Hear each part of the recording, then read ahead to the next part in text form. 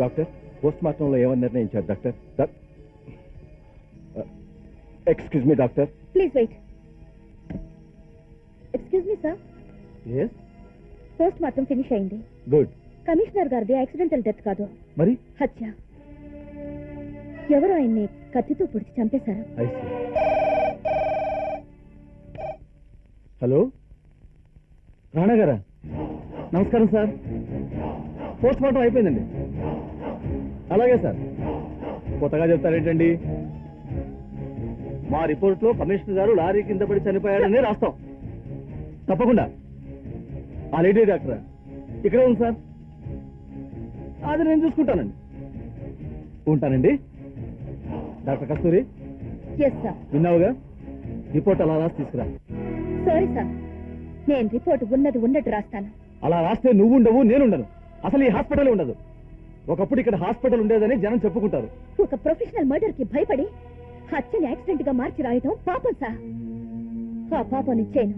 కస్తూరి, నువ్వు కొత్తగా జాబులో చేరావు. ఇలాంటివి చాలా సహజం. నా మాట విని రాయి. Sorry sir.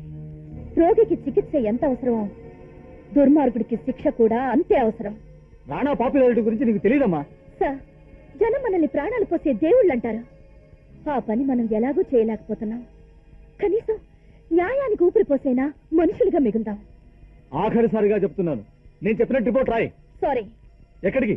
పోలీస్ స్టేషన్ కి. కస్తూరి, నువ్వు ప్రాణాల మీద తెచ్చుకుంటున్నావు. I will face it.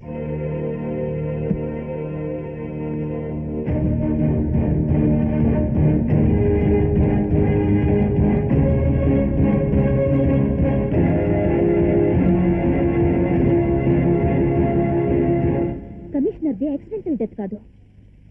ఎవరో కత్తితో పొడవడం వల్ల చనిపోయారు. లారీ కింద పడింది ఆయన శవం మాత్రమే. ఇలాంటి కచ్చేనమ్మా? అవును, ఇలాంటి కత్తితోనే పొడిచి చంపారు. Very good. ఈ మర్డర్ తాలూకు సాక్షులు కూడా ఇక్కడే ఉన్నారు మేడం. సాక్షులా? అవును మేడం. మీలాంటి సిన్సియర్ పోలీస్ ఆఫీసర్లు ఉండబట్టే న్యాయం, ధర్మం ఇంకా ఈ దేశంలో బతికున్నాయి. రే, ఆటో డ్రైవర్ని పిలవండిరా. రే, నిన్నేం జరిగిందిరా? రాత్రి 10ంటికి గాంధీనగర్ నుంచి మున్సిపల్ కమిషనర్ గారింటికి రాను పోను బాడుగు మాట్లాడుకుందండి ఈవిడ. కమిషనర్ గారింటి దగ్గర దిగి లోపలికి వెళ్ళి అరగంట తర్వాత ఆదుర్దాగా బయటకు వచ్చేసిందండి. ఈవిడ చేతిలో నెత్తురు కారుతున్న కత్తి, ఏదో ప్యాకెట్ ఉన్నాయండి. అవి చూడగానే నాకు భయం వేసి పారిపోయానండి. 201 పిలవయ్యా. సార్, ఆ రాత్రి ఏం జరిగిందో చెప్పయ్యా. ఆ నైట్ పెట్రోలింగ్ లో ఉన్న మాకు ఈ ఆటో డ్రైవర్ మర్డర్ గురించి చెప్పగానే ఈవిడ గురించి వీళ్ళు ఇల్లంతా వెతికాం సార్. ఈవిడ కనపడలేదు. కానీ వీళ్ళ ఇంట్లో ఈ 50,000 రూపాయల క్యాష్ దొరికింది సార్. ఇదేమన్నా రవీంద్ర భారత్ అనుకున్నావా నాటకాలు ఆడడానికి? Police station. డాక్టర్ గారిని సెలవు పెట్టండి రా. సెల్లోకి వెళ్ళటం ఇష్టం లేకపోతే డైరెక్ట్ గా వెళ్ళి రాణా గారి కాళ్ళ మీద పడు. గవర్నమెంట్ జీబులో గౌరవప్రదంగా ఇంటి దగ్గర దింపుతాం. తోసండి లోపలికి. ఆగండి.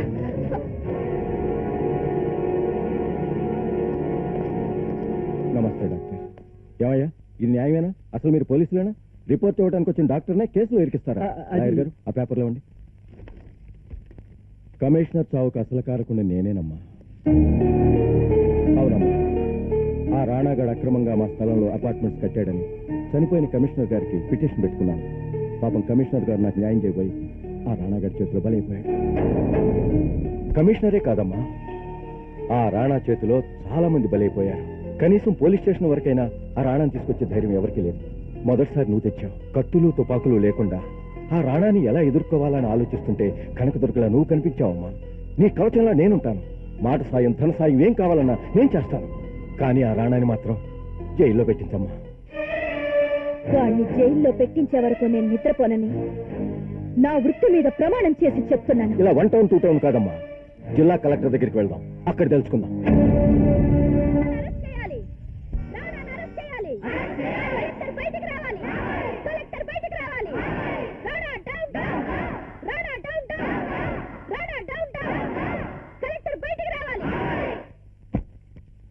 ఏమిటి సార్ ఇది? పొద్దుటి నుంచి ఓ లేడీ డాక్టర్ ఎండ్లో ధర్నా చేస్తుంటే ఎందుకు చేస్తున్నామని ఒక్కరూ అడగలేదు. ఏం ఆఫీస్ ఇది?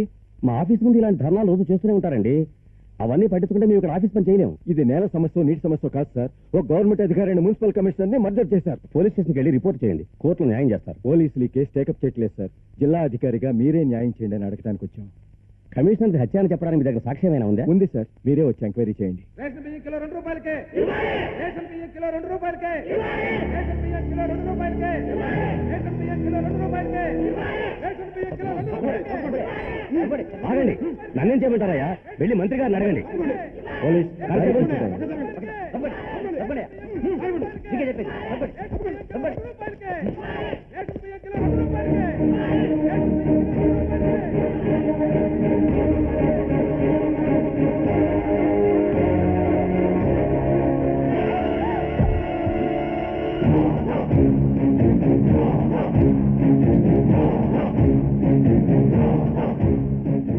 మిస్టర్ రాణా ప్రతాప్, 11వ అవతారమైన కల్కికి కజిన్ సిస్టర్లా రెచ్చిపోతున్నావు.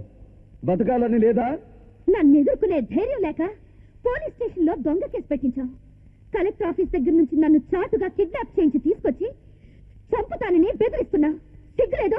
నేరం చేయడం నా వృత్తి, అది కాదన్న వాళ్ళని నరికేయడం నా హాబీ. అక్రమాలు చేయడం నీ ఆట కావచ్చు, హత్యలు చేయడం నీ హాబీ కావచ్చు, కానీ నిన్ను నేను వదిలిపెట్టను. మున్సిపల్ కమిషనర్ ది హత్య నిరూపిస్తాను. నన్ను కిడ్నాప్ చేయించి తీసుకొచ్చావని కేసు పెడతాను. నన్ను అరెస్ట్ చేయగల పోలీసులు ఇంకా పుట్టలేదు. వాదించగల తెగింపు ఇంకా లాయర్స్ కి కలగలేదు. శిక్షించగల సాహసం న్యాయమూర్తులకు రాలేదు. నువ్వంతే, ఆఫ్టర్ ఆల్ ఓ డాక్టర్వి. డాక్టర్ని తేలిక తీసేకు. రోగి ప్రాణం కాపాడడం కోసం శరీరంలో పాడైన అవయవాన్ని తీసేసినట్టు సమాజం బాగు కోసం నీలాంటి చీడ పురుగుని, యాంటీ సోషల్ ఎలిమెంట్ ని చేరి పారేసే వరకు నేను నిద్రపోను.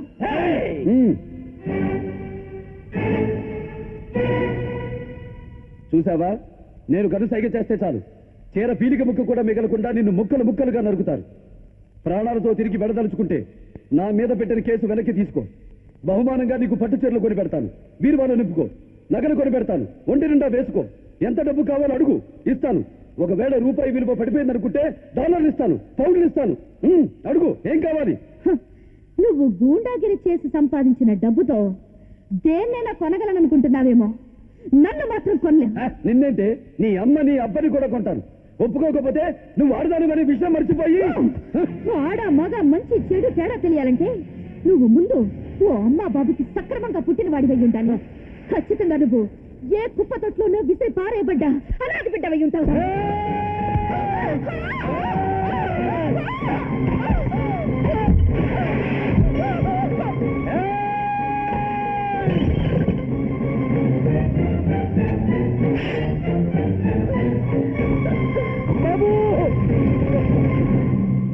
బాబు, అది నా ఒక్కగానొక్క బిడ్డ. అది చేసిన తప్పుకు 2 చేతులు జోడించి వేడుకుంటున్నా. నా తప్పు క్షమించి వదిలేయి బాబు, వదిలేయి.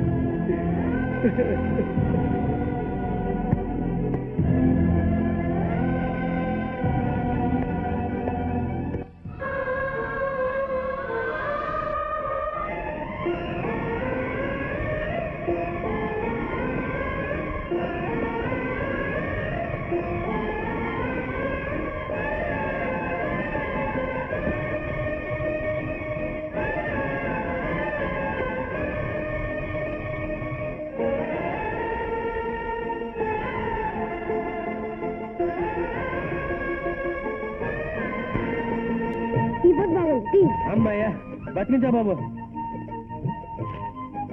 ఒక గంట తర్వాత వచ్చి ఫోటో పెట్టాలి బాబు.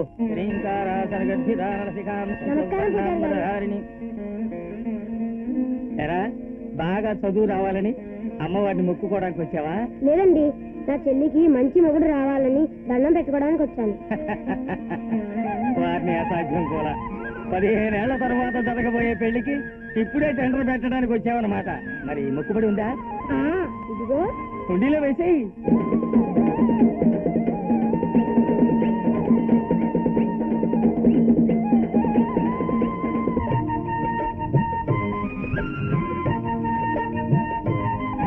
సుబ్బలక్ష్మి, ఏంటిది? ఇవాళ రాఖీ పండుగ కదా, చెల్లెళ్ళు అన్నయ్యలకి రాఖీ కడితే అన్నయ్యలు గొప్ప వాళ్ళు అవుతారంట.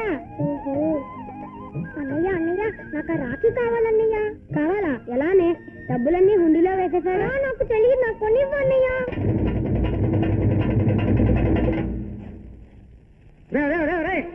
ఏంటో చేస్తున్న పని? నేను వేసిన డబ్బులు 2 రూపాయలు ఇస్తున్నాను.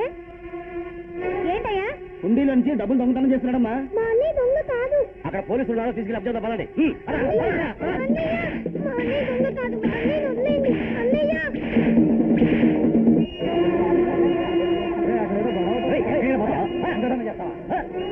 వదిలిపెట్టండి.